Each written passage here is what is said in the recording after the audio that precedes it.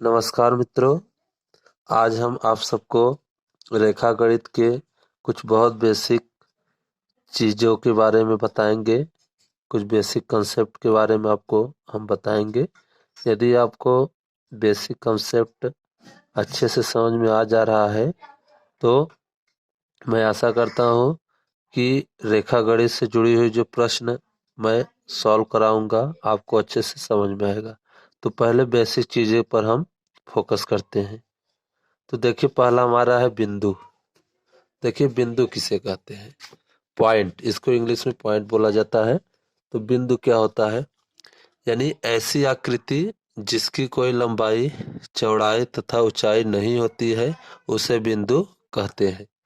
यानी कहने का मतलब यह हुआ कि ऐसी आकृति है कि इसकी न तो कोई लंबाई होती है और न ही कोई चौड़ाई और न कोई ऊंचाई होती है, उसको हम बिंदु कहते हैं। जैसे देखिए, यहाँ पे है ये छोटी सी बिंदु है, एक ये बिंदु है, तो इसकी कोई लंबाई नहीं है, न कि इसकी कोई चौड़ाई है, न कोई इसकी ऊंचाई है, तो इसको हम क्या बोलेंगे? बिंदु कहते हैं। अगला हमारा है रेखा। देखिए, रेखा किसे कहते हैं? अनंत लंबाई वाली वह आकृति जिसकी कोई चौड़ाई मोटाई नहीं होती है, उसे रेखा कहते हैं। रेखा का मतलब यह होता है कि आप कोई लाइन खींच रहे हैं, इसकी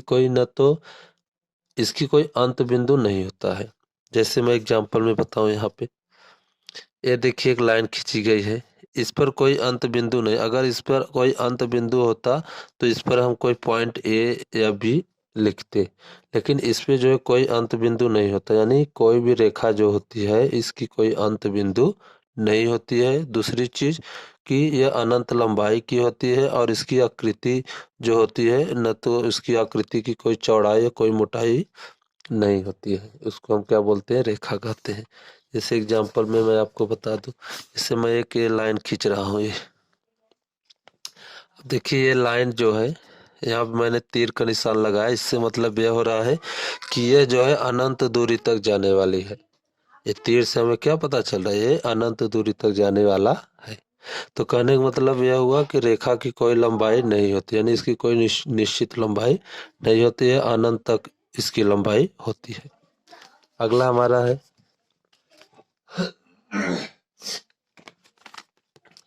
रेखाखंड। रेखाखंड को हम लाइन सेगमेंट बोलते हैं। तो रेखाखंड क्या होता है? रेखाखंड जो है वो रेखा का एक भाग होता है जिसमें दो अंत बिंदु होते हैं तथा जिसकी कोई निश्चित लंबाई और कोई चौड़ाई ऊंचाई नहीं होती है। तो यहाँ है रेखा का वह भाग भाग जिसमें दो अनंत बिंदु होती है तथा जिसकी कोई निश्चित लंबाई होती है, उसे रेखाखंड कहते हैं। तो रेखाखंड का मतलब यह है कि इसकी कोई निश्चित लंबाई होगी और इसकी कोई निश्चित बिंदु होगी। दो निश्चित बिंदु होगा, एक स्टार्टिंग बिंदु होगा और एक अंतिम बिंदु होगा। तो इसको हम क्या बोलेंगे? रेखाखंड बोलेंगे, यानी लाइन सेगमेंट बोलेंगे। जैसे एग्जांपल में मैं आपको रेखाखंड का बताऊं, जैसे देखिए यहाँ पे मैं एक ये लाइन खींच रहा हूँ, तो कहने का मतलब इस लाइन का नाम जो है, अगर मैं यहाँ पे ए और बी, तो इससे ये समझ में आ गया कि ए से बी तक एक क्या खींचा गया? एक लाइन खींचा गया। तो यानी इसकी एक निश्चित, कहने का मतलब स्टार्टिंग पॉइंट और अंत है, जिसकी अंत बिंदु होती है उसको हम क्या बोलते हैं? लाइन सेगमेंट बोले, यानी कहने का मतलब रेखाखंड बोलते हैं। इसकी कोई निश्चित लंबाई होती है। जैसे मैं इसकी निश्चित लंबाई जो है 4.5 सेंटीमीटर बता देता हूँ। जैसे हम कहते 10 किलोमीटर, तो 10 किलोमीटर जो है आपको ऐसे लाइन खींच रहे हैं, तो इस पूरे लाइन की लंबाई जो है, यानी यहाँ से लेके यहाँ तक के बीच की पूरी लंबाई जो है 10 किलोमीटर है, मान लीजिए, ठीक है। तो यह क्या कहलाएगा? आपका रेखाखंड कहलाएगा, क्योंकि इसकी लंबाई निश्चित हो गई कि 10 किलोमीटर है, यानी स्टार्टिंग पॉइंट से और एंड पॉइंट तक, अंतिम बिंदु तक जो है, इसके दोनों के बीच की दूरी जो है 10 किलोमीटर है। तो जिसकी निश्चित लंबाई होती है और इसकी अंत बिंदु होती है जिसकी, उसको क्या बोलते हैं? हम रेखाखंड कहते हैं। तो ये रेखाखंड है,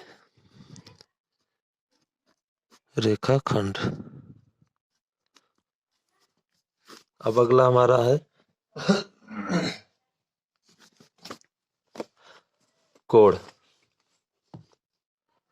तो देखिए कोण क्या होता है, जब एक बिंदु पर दो या दो से अधिक रेखाएं मिलती हैं तो उस बिंदु पर कोण का निर्माण होता है। जैसे मान लीजिए यहाँ पे एग्जाम्पल मैंने इसको पहले मैं बता दे रहा हूँ। जैसे मान लीजिए एक कोई बिंदु O है, ठीक है।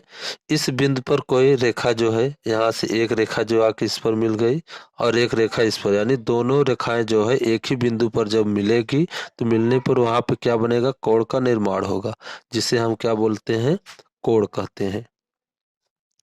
यानी उस बिंदु पर बने हुए जो कोण होता है वही आपका क्या कहलाता है, कोण कहलाता है। तो साधारण भाषा में भी कह सकते हैं कि जब दो रेखाएं जो है आपस में किसी एक निश्चित बिंदु पर मिलती हैं तो वहां पर कोण का निर्माण होता है। तो ये तो हो गया कोण किसे कहते हैं, कोण क्या होता है। तो यानी कोण का नाम ये हो जाएगा AOB। तो इसमें देखिए जहां पर कोण बनता है उससे बोलते हैं शीर्ष, ये आपका शीर्ष कोण है। और A और O आपकी क्या है, भुजा है। O और B क्या है, ये दोनों अलग अलग क्या है, भुजा है। ये आपका शीर्ष है। तो अगला हमारा है कोण के प्रकार।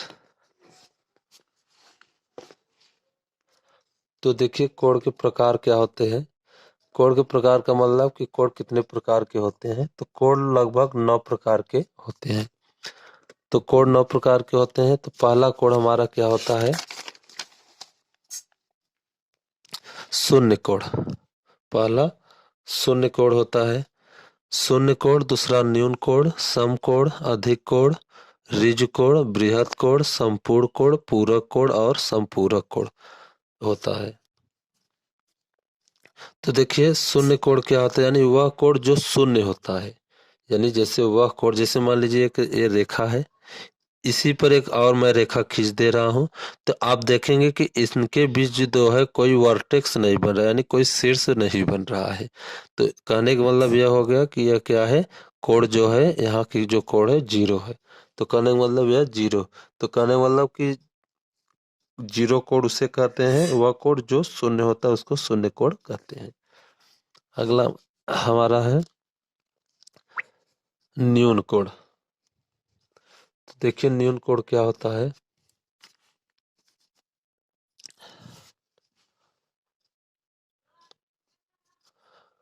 वह कोण जो 90 से क्या रहे, कम रहे, उसे न्यून कोण कहते हैं। 90 से कम का मतलब क्या हुआ कि जैसे मान लीजिए 80 हो, 85 हो, 65 हो, 30 हो, 10 हो, 35 हो, ये सभी कोण जो है कितने क्या कहलाएंगे, न्यून कोण। कहने वाला जो 90 से कम होना चाहिए उसको न्यून कोण कहते हैं। समकोण, वह कोण जो 90 के होते हैं उसे समकोण कहते हैं। यानी जो 90 डिग्री के होते हैं उसको समकोण कहा जाता है।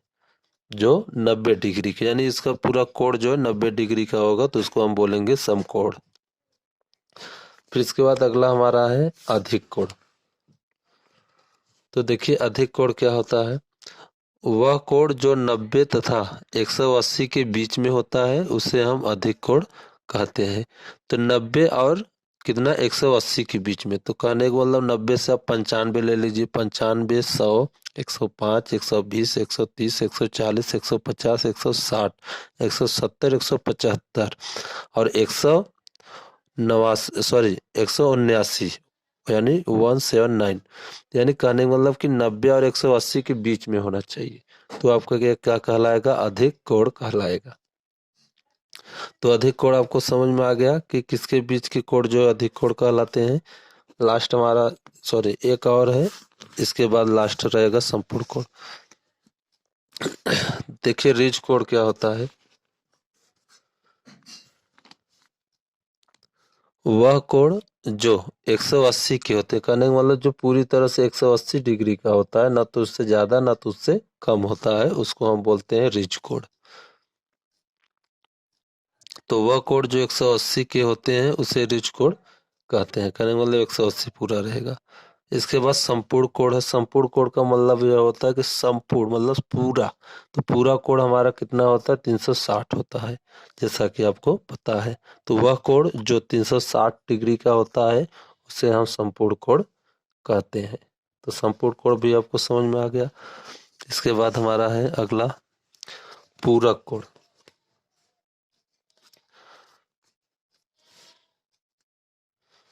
तो देखिए पूरक कोण क्या होता है। पूरक कोण को हम कोटि पूरक कोण भी कहते हैं।